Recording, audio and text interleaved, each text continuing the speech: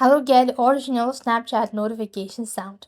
Hey everybody, welcome back to our channel. In this video, I'll be showing you the procedure on how to get original Snapchat sound. To get the original Snapchat sound, you must first find it within the phone settings by going to settings and then app. So what here you need to do is open up settings and then go to the app section, locate Snapchat. There, what here you need to do is go to notification section, and then you want to make sure to go ahead and click on notification category, and here you'll be able to find the original sound. So this is one way of getting original Snapchat notification sound, or this is how it's done.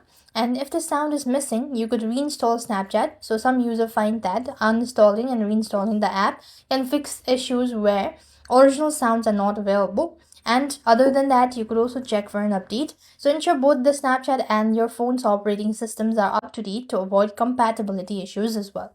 So this way you should be able to get the original Snapchat notification sound. I hope the video was helpful. Make sure to like, share and subscribe. Thank you for watching. See you in the next video.